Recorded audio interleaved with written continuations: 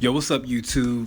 So, I want to make a quick video on this situation with Jeannie Mai. Man, 2020, man, this is a rough year, man. On November 2nd, her doctor diagnosed her with a disease called epiglottitis. I think I'm pronouncing it right.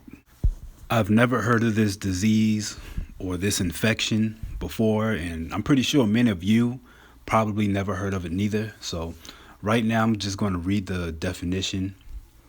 The epiglottitis is a leaf-shaped flap in the throat that prevents food from entering the windpipe and the lungs. So, this looks to be some sort of disease that is preventing her from eating and also restricting her breathing. The condition is rare and it can also be life-threatening. So right now what I'm going to do is I'm going to read the story off of people.com about this situation. 3 weeks ago, Jeannie Mai was in near life-threatening danger, and it was her fiance Jeezy who pushed her to seek the medical attention she needed. He's such a rock for me, but I definitely saw it in action as this was our first life or death situation. Mai, 41, tells people about the rapper philanthropist for this week's issue. On Sunday, November 1st, Mai's journey on Dancing with the Stars came to a sudden halt when she was forced to withdraw from the competition. At the time, the real co-host was juggling her busy schedule while battling strep throat. After visiting 2 doctors who Mai says both misdiagnosed me, she was referred to Dr. Sean Nazari, who discovered her diagnosis. After being told that she couldn't compete on Dancing with the Stars the following evening and had to undergo surgery, Mai was devastated, mortified, and upset.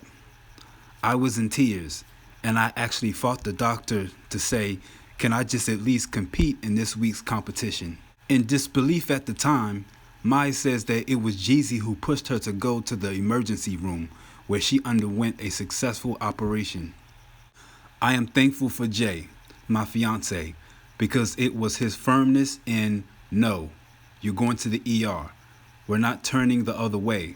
Where I was like, okay, I obliged. She says of her husband-to-be who popped the question in March, because if it were just me, I wouldn't have made it my way to the ER. I would have made my way to go to the parking and just go home. I don't know, take something to suppress it to get through another day. With her mind focused on preparing for Dancing with the Stars, Mai was not planning to go to the ER. So I'm so thankful for Jeezy because not only did he immediately sense that I needed it, but he was by my side the entire time of my surgery. He was there when I came out. She adds, he restored me with his words of encouragement on how great I've been so far, so I didn't feel like a complete letdown to myself. When you have to pull out for such a reason, you just feel like you gave up on your partner. And he called Brandon Armstrong for me. Brandon heard from him first to let him know my situation.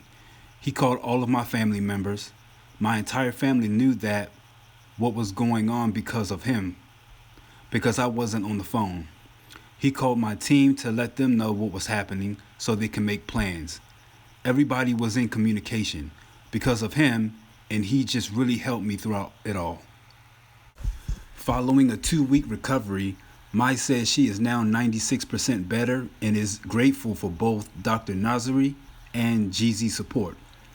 While Dr. Nazari definitely gets the point for diagnosing me correctly to urge me into the ER, Mai says Jeezy was 100% of the credit for actually forcing me to go.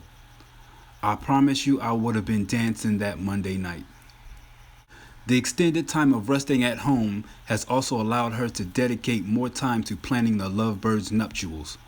Well, thankfully, because all I've been doing is sitting on the couch and watching The Real and Dancing with the Stars, I've had time to plan the wedding, shares Mai. So I'm definitely now putting more details together, and Jay and I are really excited as we plan our big day.